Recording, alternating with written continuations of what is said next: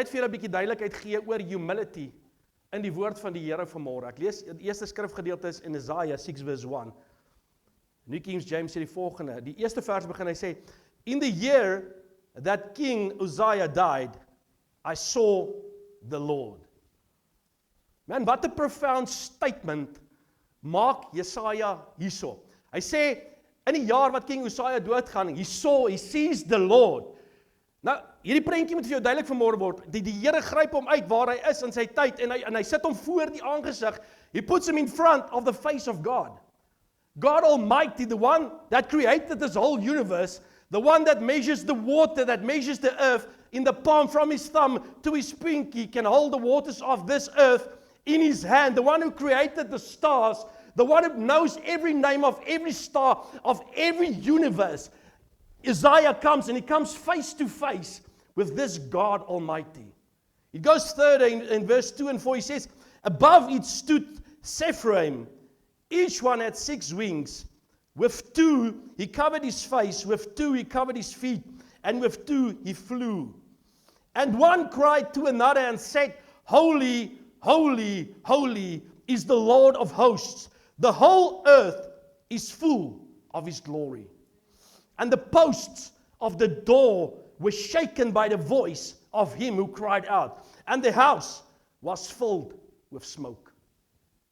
Man, what an amazing sight this must have been for Isaiah.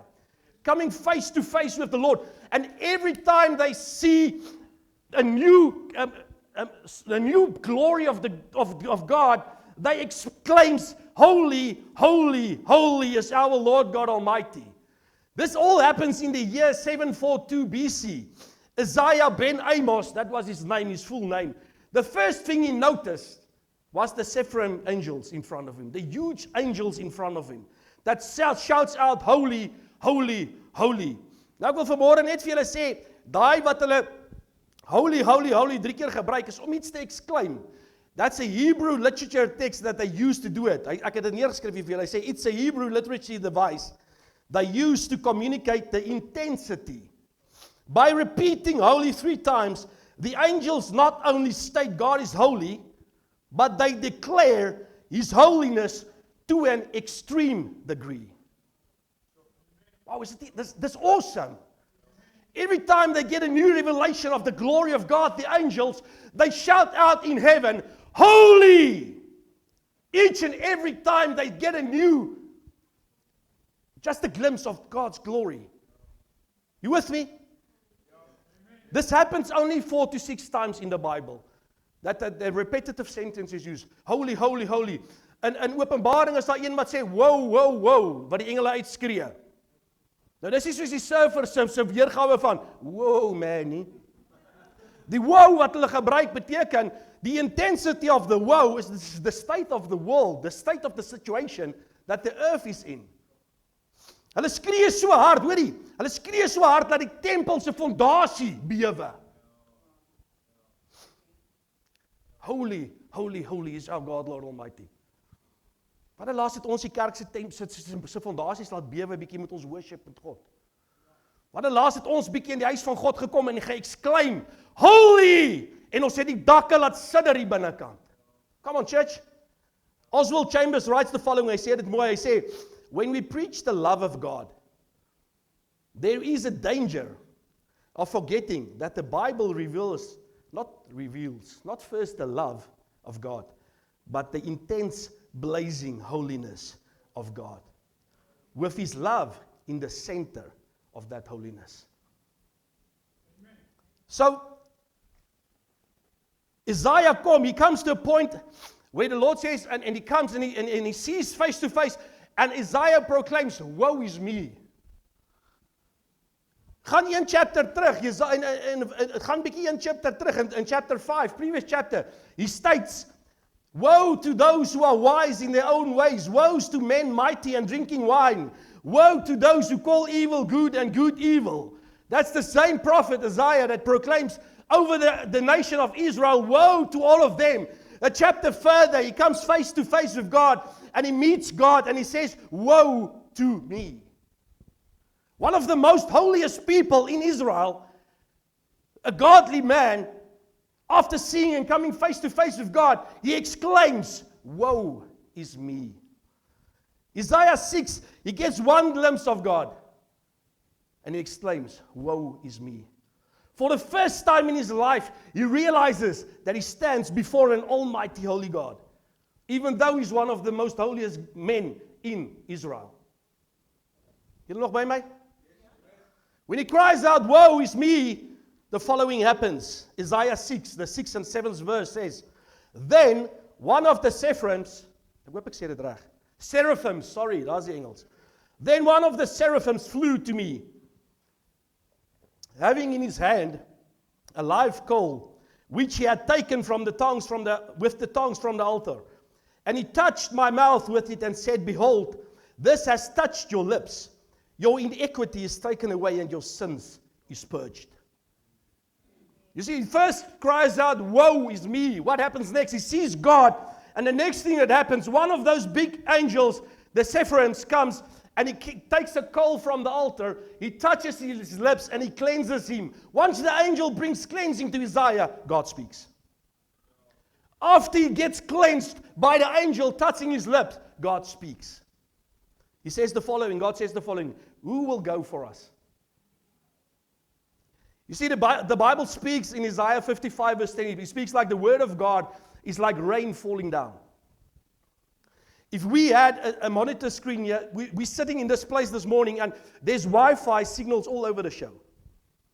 If we had a monitor here and we had the correct equipment, you would have seen the Wi-Fi signals moving around in this building. What's interesting to me is only after God asked, who will go for us? Only one man can hear God speak. No one else in the entire Israel, no one else in the entire nation can hear God speak except the one that's been cleansed by God. Toe ek hierdie gekry het en ek snap hierdie, besef ek voor my Heilige Gees, Here, ons kort 'n fresh vision van Jesus. Vader, dis wat ek soek. I want a fresh vision from Jesus. I want my views to change, to see the way you want me to see.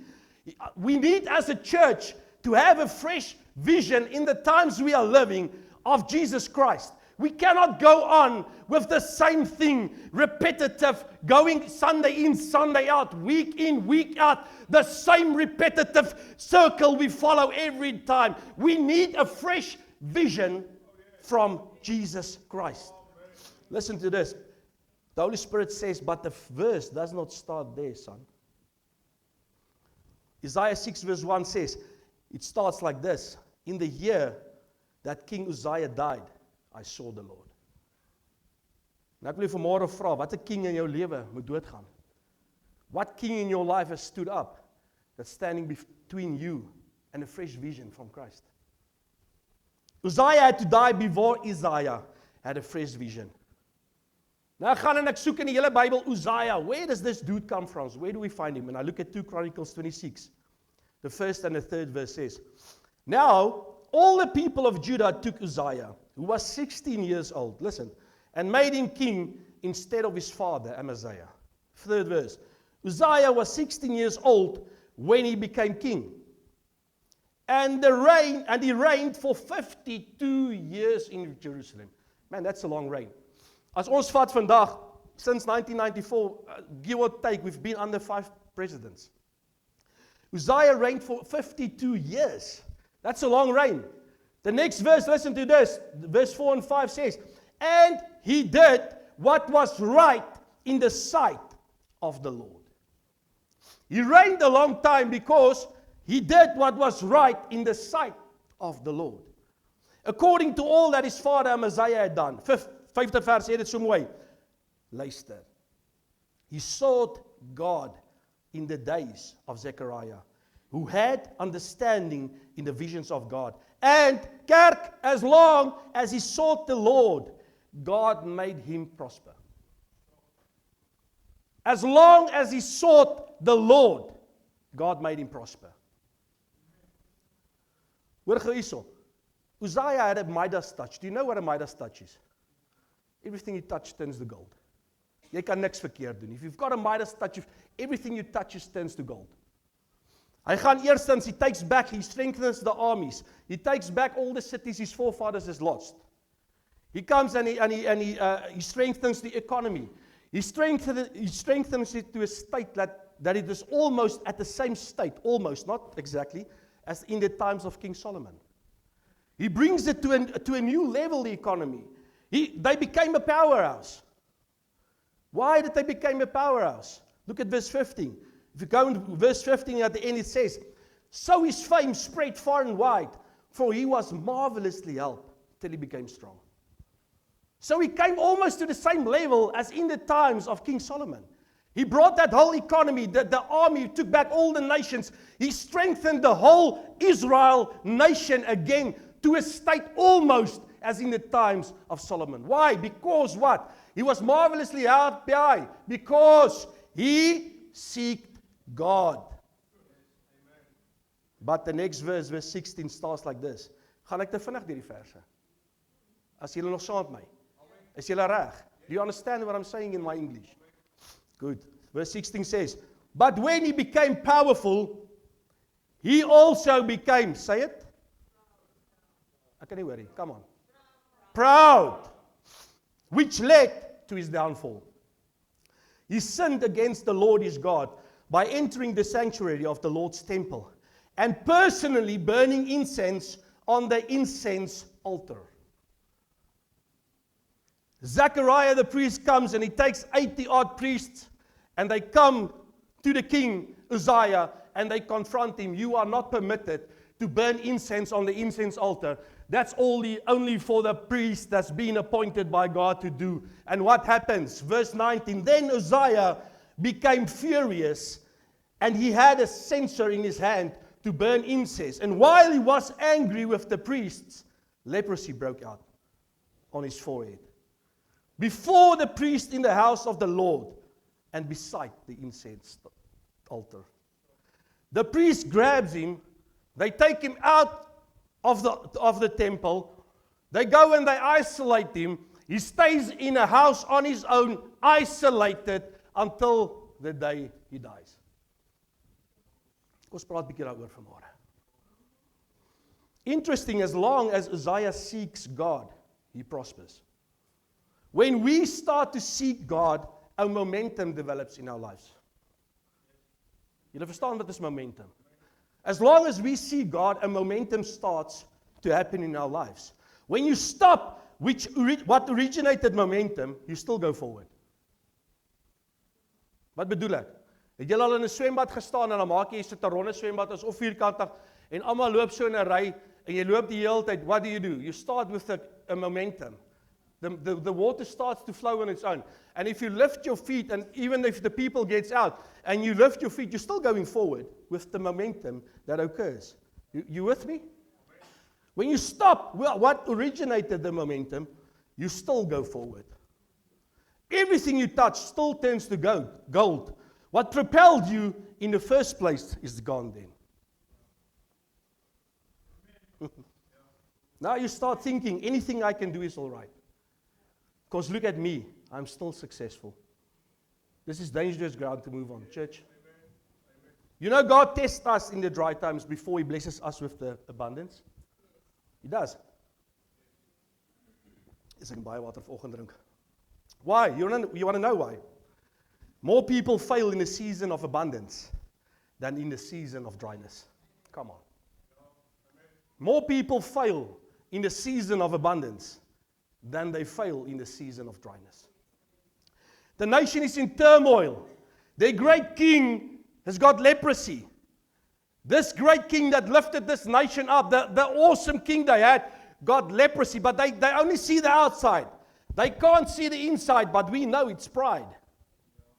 We know it's pride that let that happen.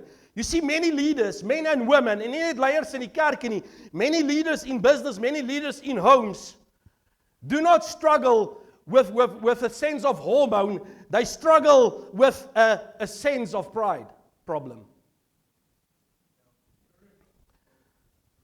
Ek sit so en hierdie hele ding kom deur en die vraag wat opkom is, dit Uzziah, en ek wil dit vanmôre vir jou vra, did Uzziah become more spiritual in that last days of his life when he was a powerhouse, or did he become less powerful?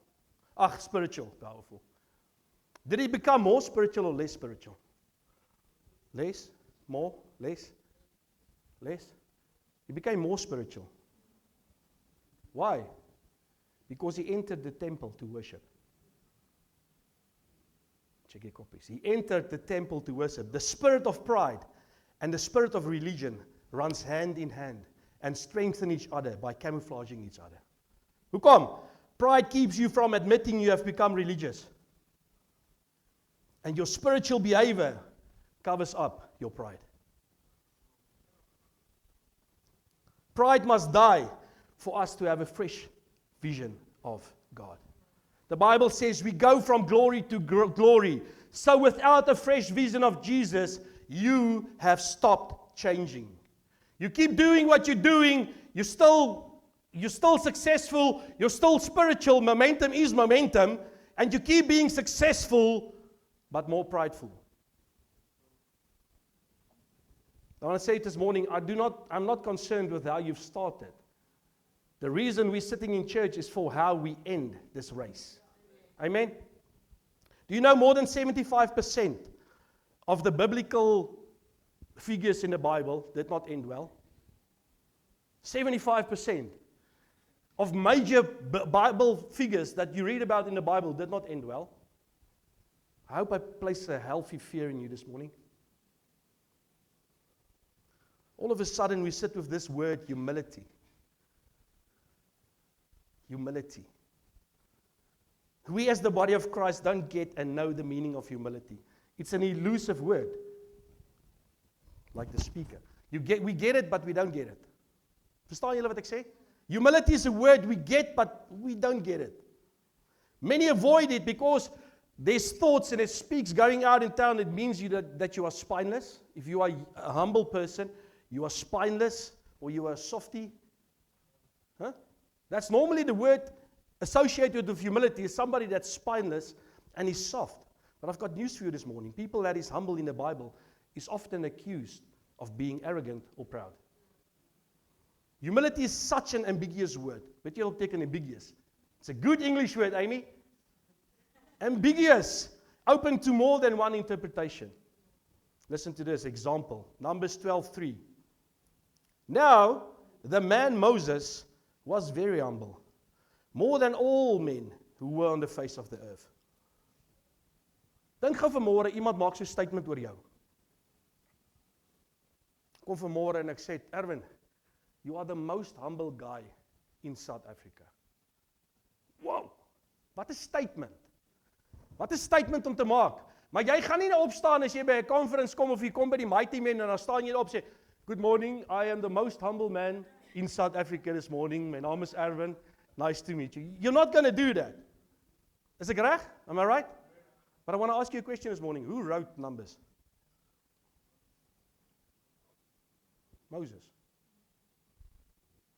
You have to be humble to write that you are the most humble man in the world. Kom vertel hulle gou. The Holy Spirit would never allow him to write it if it was not true. The Holy Spirit will never let him write it if it was not true. Next example, Matthew 11:29. He says, when he was on earth, 29 says, take my yoke upon you, let me teach you, because I am humble and gentle of heart, and you will find rest for your soul. So humility is not this little elusive word we have made it to be. It's actually very easy to understand. 4 points wil ek vanmôre met julle deurgaan oor true biblical humility. Is julle reg? Is julle nog reg? Wil julle rondskuif? Badkamer, sit net daar. First point. Complete and utter dependence on God. Complete and utter dependence on God. You remember in the beginning I said Bible figures that was humble in Jesus Christ normally looks like arrogant, proud. David and his brothers on the front line. Example 1. David, his father Jesse tells him, take the supplies to your brothers on the front lines and go and see if they are doing well. David goes out and he finds this whole nation of Israel in a new strange battle position, hiding behind the rocks. And he comes and he says, what's going on here?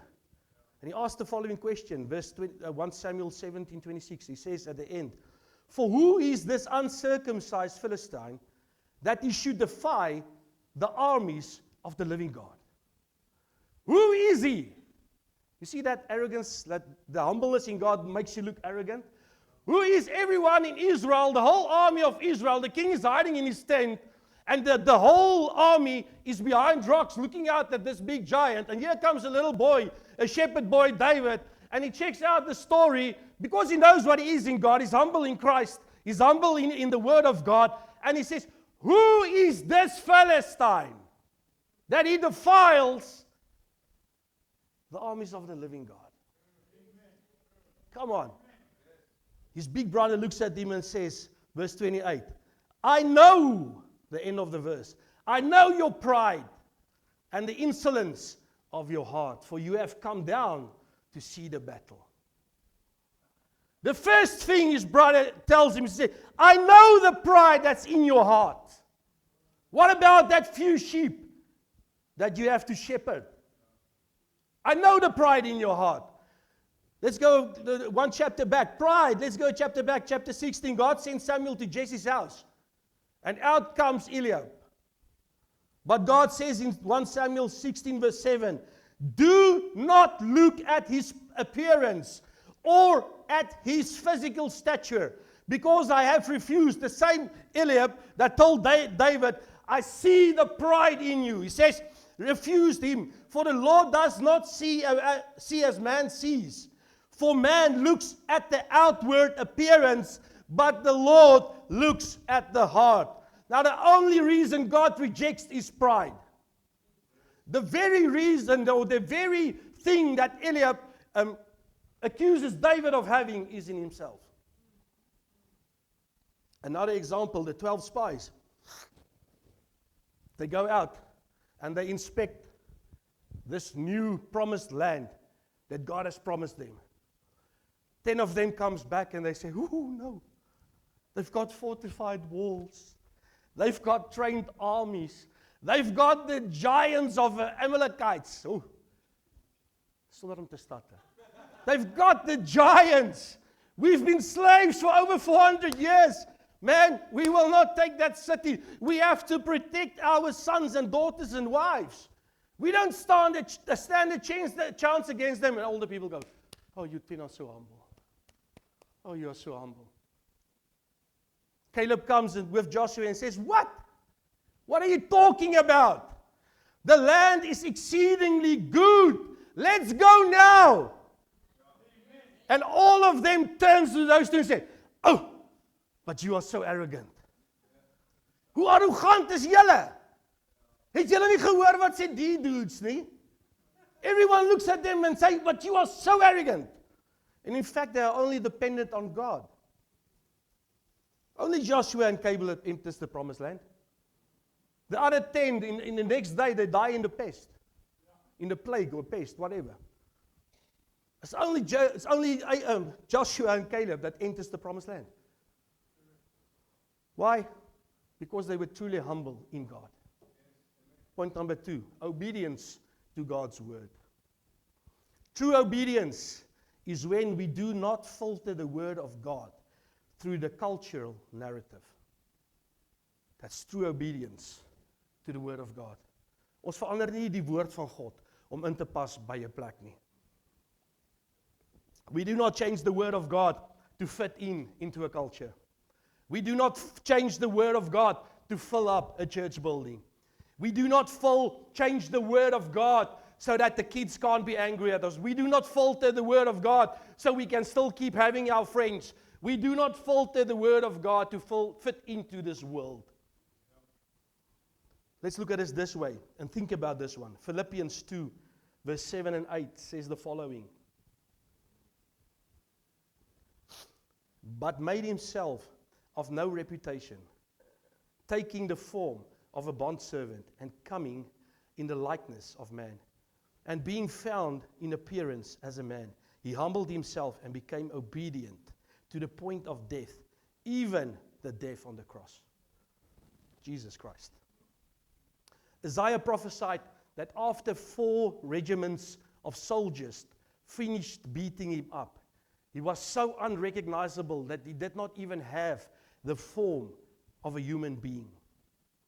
After they've beaten him, before he went on to carry his cross, you could not recognize him as a human being. He did not have the appearance of the human being. You ever wondered why Jesus sweated blood in the garden? Science these days did a test and they say if somebody is under extreme pressure, blood will come out of your sweating pores. If you are under extreme pressure, your sweat glands will sweat blood drops. He knew exactly what he had to face. He could have called out 12 legions of angels to come and get him off the cross. He could have called on them. But he did not. His disciples, except John, forsaked him. Peter renounced him. Judas betrayed him. But he stuck to what the Father has asked him to complete. He was obedient to God. His disciples forsaked him. But he pushed through because of obedience to the Father. Overrode his obedience to the Father. Overrode what his friends did to him. How many times do we get offended at people? How many times do we get offended at our wives, at husbands? How many times do we get offended by friends? How many times do we get offended by the church and blame God? Come on. Julle nog by my? Stil in hierdie Pinksterkerk vanmôre. It's very quiet. James 2 verse 24 says the following.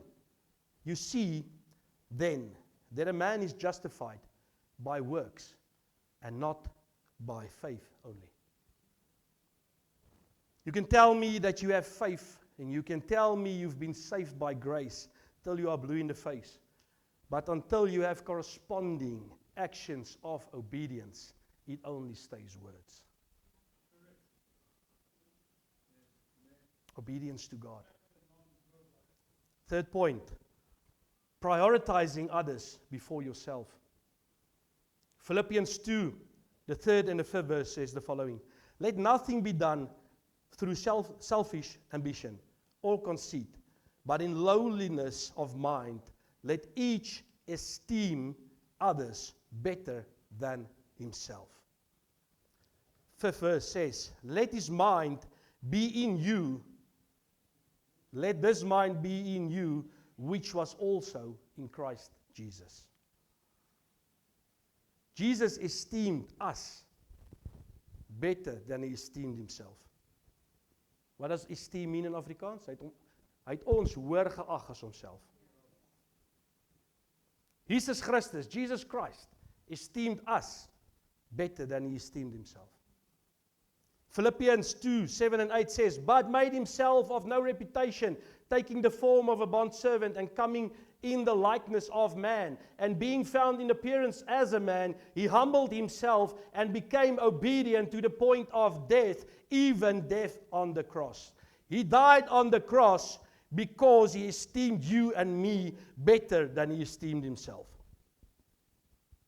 Paul goes on and he writes about himself. The next chapter, he writes about himself. And he continues in Philippians 3, verse 4 and 5. He says, for we are the circumcision who worship God in the Spirit, rejoice in Christ Jesus, and have no confidence in the flesh. Though I also might have confidence in the flesh. Hy sê, maar ek kan, as ek moes, kan ek dit doen.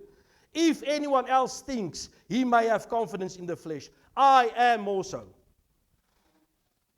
I can't. Of course Paul could say this. If Paul says I'm a Pharisee of Pharisees, it actually means I've got a PhD in theology.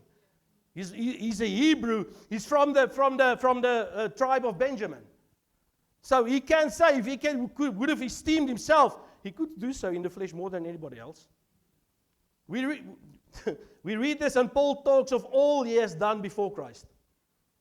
All the stuff that he writes, I've been a Pharisee, I'm a Hebrew, I'm from the tribe of Benjamin. Everything he writes before this is about what he did before he met Christ. But he misses it partaker, and people miss this. He then starts talking of his accomplishments after he meets Christ. Listen, Philippians 3, verse 13 and 14. Brethren, I do not count myself to have apprehended, but one thing I do, forgetting those things which are behind, and reaching forward to those things which are ahead. Verse 14, I press forward toward the goal for the prize of the upward call of God in Christ Jesus. As hy daar sê, he's forgetting about the things that's left behind. He does not speak about the failures he had in life. He's speaking about his accomplishments he had in life before he met Christ Jesus. That's what he means with that verse. His achievements before he met Christ. And then after he met Christ, he presses forward. And he says, we also have to press forward. Listen, the world wants us to stop pressing forward. If life is a stream and you're rowing in the stream, the life wants you just to stop rowing, just go with the flow. You will still have your eyes focused on the church, you will still have your eyes focused on Jesus Christ, but you will be moving backwards. You will be going with the flow. You will still look religious, but that will only be a religious spirit in you. If you stop pressing forward, and you go with the flow. And the further you go with the flow, the further we go away from Christ Jesus. You look like a Christian, but it's only a religious spirit that's in you. Let's look at Paul's pressing forward. 56 AD he writes to the Corinthian church. 1 Corinthians 15 verse 9 says, hy begin die vers so, hy sê, and this is his pressing forward in Christ Jesus, in humility, in seeking a new, fresh vision of Christ every day. He says the following, for I am the least of the apostles. Who am not worthy to be called an apostle, because I persecuted the church of Christ.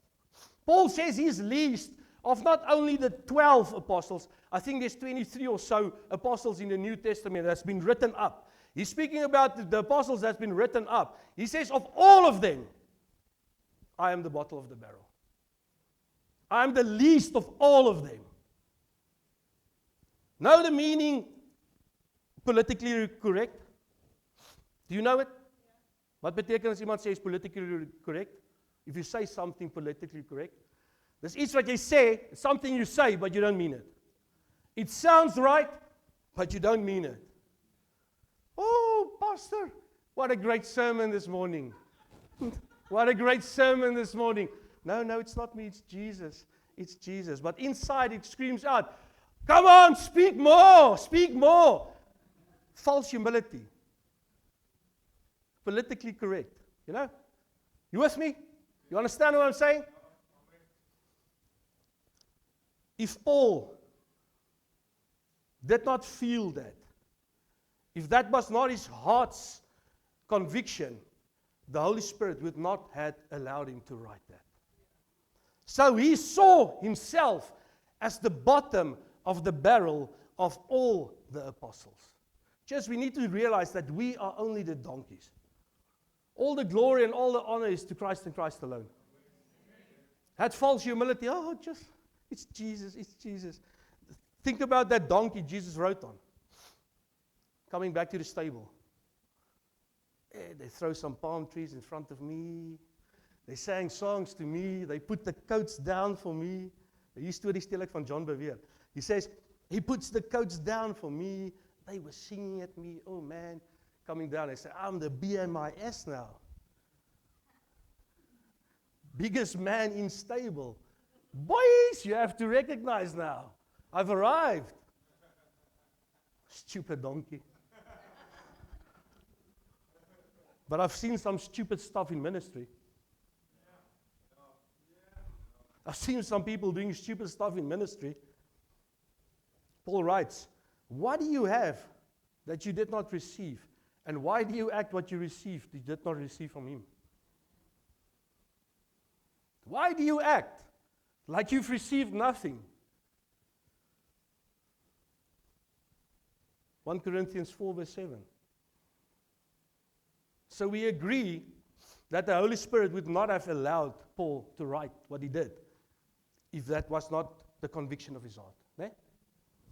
Let's go on 6 years later, 62 AD. Ephesians 6 verse 8. He starts, to me, who am less than the least of the saints. Now he sees himself as less than anyone in the church, the saints.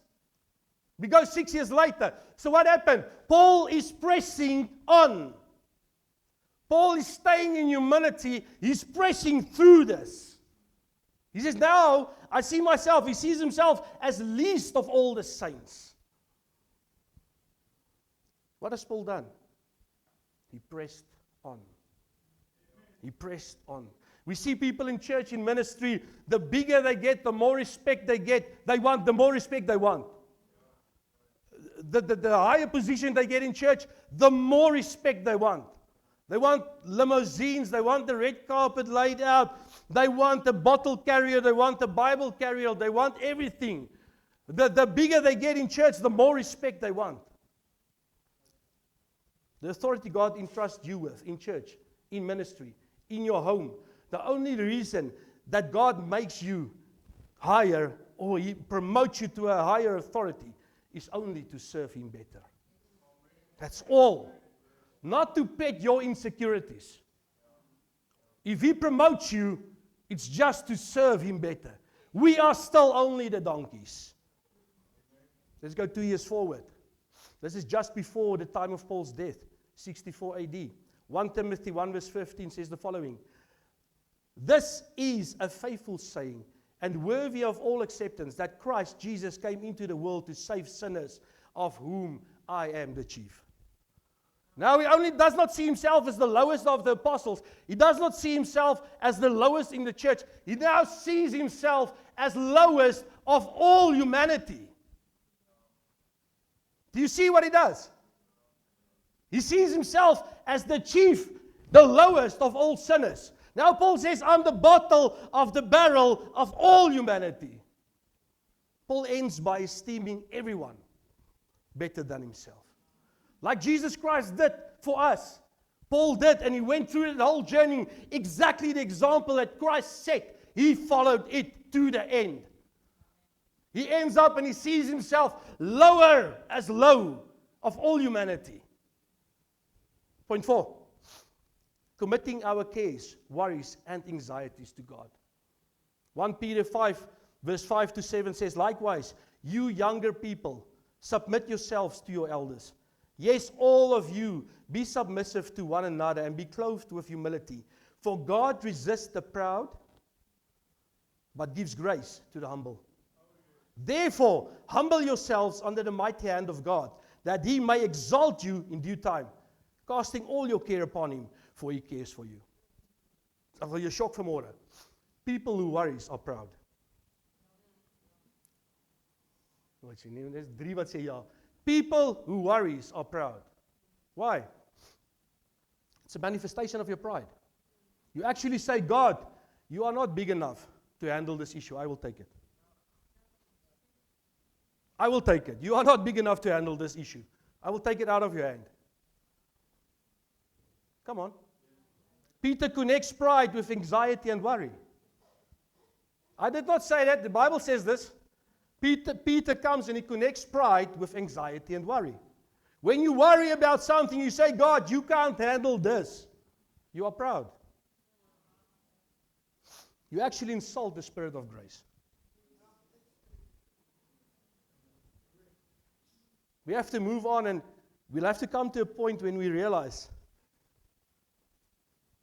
we are dependent on Him and Him alone. We need to take everything that we have, every worry, every care, and put it in His hands. We stand 2019. Wanneer is Riley gebore? 2019. Just before her birth. We weren't doing good. Everybody knows this thing. Everyone that knows me knows this testimony. But not this one.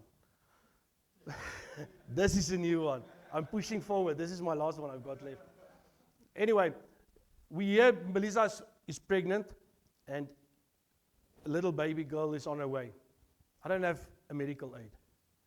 We have nothing.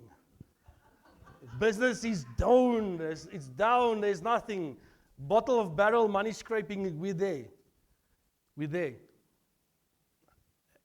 And I'm sitting, the first thought, my wife's a little bit older. She can't go to a state hospital. You can't go in there, you go out for a leg operation, come out with one arm less.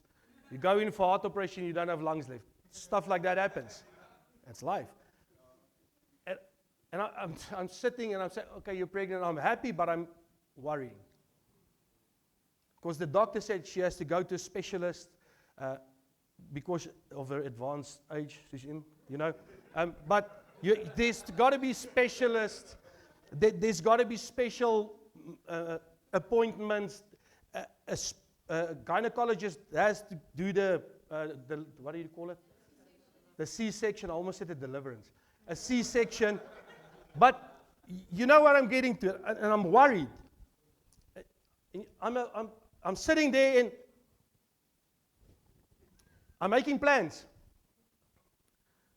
Where am I going to get the cash? What I'm going to do? I'm going to lend this there and this and this and this and this and this and this and this and this. And I'm worrying about something I actually have to put in God's hands because I trust God with everything in my life.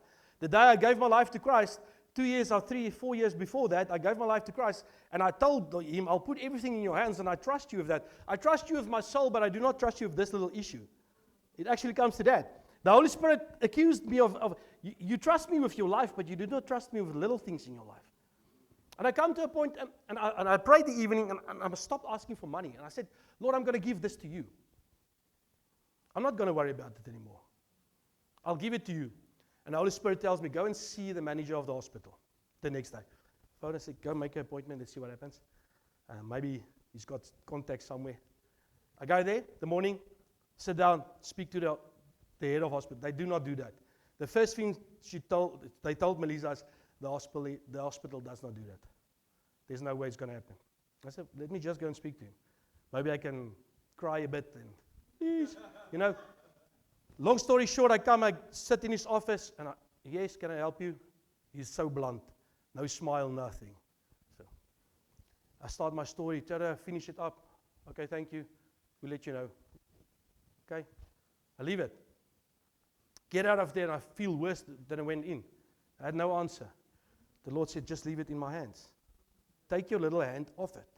You know, we've got the mentality sometimes, Lord, you can take it, but let me just, and he says, just leave it. Just leave it. It's in my hands. If it's in my hands, it is sorted. 2 days later, they phoned me. They said, there's no problem. Your wife can come in. We will do everything that she needs. All cost is covered. And you can pay us as you've got the money. I said, praise the Lord. If you put something in God's hand, it's all the glory to God. If you put something, but the point I want to make this morning is, if we push through, if we stay in humility in Christ Jesus, we may look to the world as arrogant and proud people, but you actually are not proud. You can do that. Be arrogant to the world. Be proud to the world, because the one that's in us is bigger than anything that's in the world. If anybody gets irritated because you are looking proud and you are looking arrogant, it's because the devil is putting something in his ear to make them angry. That the demon in him is starting to get irritated by the God in you. If we put it in God's hand, if you leave it in his hand, listen to this, you don't give it just to him and tomorrow you go and take it back. It does not work like that. Give it to God and leave it in his hands. And in due time, he will sort it out. He knows everything about you. He knows what you need. He knows what you are capable of handling. He will not test you above your capabilities. We normally go and we just take it out of his hand because it's been 2-3 days. We live in a society, we want everything done now.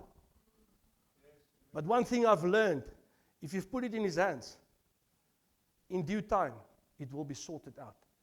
Maybe not according to what you want, not according to the flesh. What the flesh is screaming in your ears is not going to happen. You have to go and sell everything you've got. Just you have to cover the cost. Don't listen to the wrong voice in your head. If we place it in God's hand, God will sort it out in God's time. Amen? Hallelujah. Let's just bow our heads this morning.